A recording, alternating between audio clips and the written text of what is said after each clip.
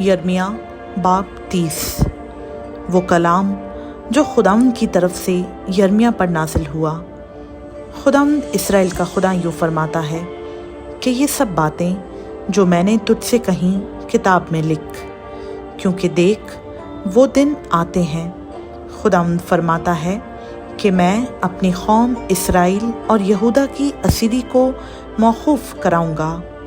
खुदावंद फरमाता है, और मैं उनको उस मुल्क में वापस लाऊंगा जो मैंने उनके बाप दादा को दिया, और वो उसके मालिक होंगे।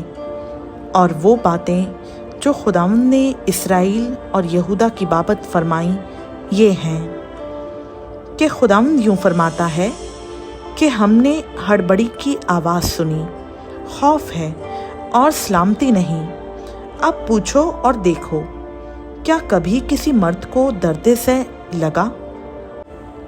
क्या सबब है कि मैं हर एक मर्द को जच्चा की मानंद अपने हाथ कमर पर रखे देखता हूँ, और सबके चेहरे सर्द हो गए हैं।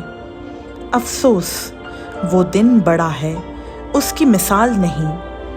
वो याकूब की मुसीबत का वक्त है, पर वो उससे रिहाई पाएगा। और उस रोज़ यूँ होगा, रब्बुल फ़ाज फरमाता है कि मैं उसका जुआ तेरी गर्दन पर से तोड़ूंगा और तेरे बंधनों को खोल डालूंगा, और बेगाने फिर तुझसे खिदमत ना कराएंगे, पर वो खुदावंद अपने खुदा की और अपने बादशाह दाऊद की, जिसे मैं उनके लिए बर्पा करूंगा, खिदमत करेंगे। इसलिए ऐ मेरे खादिम याकूब, हिरासा ना हो, खुदावंद फरमाता है, और ऐ इस्राएल घबरा ना जा, क्योंकि देख मैं तुझे दूर से और तेरी औलाद को असीरी की सरजमीन से छुड़ाऊंगा, और याकूब वापस आएगा और आराम और राहत से रहेगा, और कोई उसे ना डराएगा, क्योंकि मैं तेरे साथ हूँ, खुदावंद फरमाता है, ताकि तुझे बचाऊं। अगरचे मैं सब कौमों को जिनमें मैंने तुझे तितर बितर किया तमाम कर डालूंगा, तो भी तुझे तमाम ना करूंगा, बल्कि तुझे मुनासिब तंबी करूंगा, और हरगिज़ बेसज़ा ना छोड़ूंगा। क्योंकि खुदावंद यूँ फरमाता है कि तेरी खस्तगी ला इलाज और तेरा ज़ख्म सख्त दर्दनाक है। तेरा हमायती कोई नहीं जो तेरी मरहम पट्टी करे। तेरे पास कोई शिफा बख्श दवा नहीं। तेरे सब चाहने वाले तुझे भूल गए, वो तेरे तालिब नहीं हैं। फ़िल हकीकत मैंने तुझे दुश्मन की मानंद घायल किया और संगदिल की तरह तादीब की, इसलिए कि तेरी बदकिरदारी बढ़ गई और तेरे गुनाह ज़्यादा हो गए। तू अपनी खस्तगी के सबब से क्यों चिल्लाती है?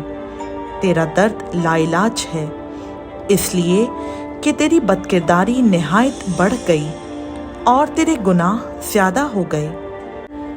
मैंने तुझसे ऐसा किया, तो भी वो सब जो तुझे निगलते हैं निगले जाएंगे, और तेरे सब दुश्मन असीरी में जाएंगे, और जो तुझे गारत करते हैं खुद गारत होंगे, और मैं उन सबको जो तुझे लूटते हैं लुटा दूंगा।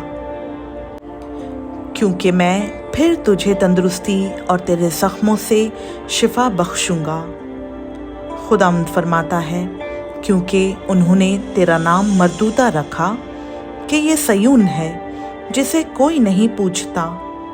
खुदावंद यूँ फरमाता है कि देख मैं याकूब के खैमों की असीरी को मौकूफ़ कराऊंगा, और उसके मस्कनों पर रहमत करूंगा, और शहर अपने ही पहाड़ पर बनाया जाएगा, और खसर अपने ही मकाम पर आबाद हो जाएगा, और उनमें से शुक्रगुजारी और खुशी करने वालों की आवाज़ आएगी, और मैं उनको अफ़ज़ाइश बख्शूंगा, और वो थोड़े ना होंगे।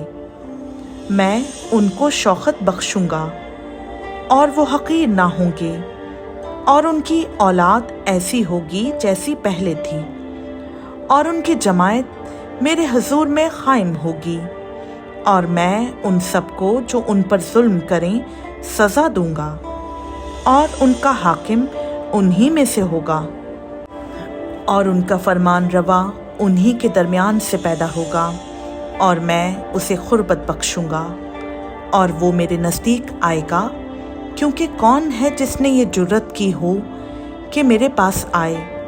खुदावंद फरमाता है, और तुम मेरे लोग होगे और मैं तुम्हारा खुदा हूँगा। देख, खुदावंद के कहर शदीद की आंधी चलती है, ये तेज़ तूफ़ान शरीरों के सर पर टूट पड़ेगा जब तक ये सब कुछ ना हो ले और खुदावंद अपने दिल के मकसद पूरे ना कर ले, उसका कहर शदीद मौकूफ़ ना होगा। तुम आखिरी दिनों में इसे समझोगे। खुदावंद का पाक कलाम का पढ़ा, सुना, समझा और कबूल किया जाना हम सबों के लिए बाइस बरकत हो। आमीन।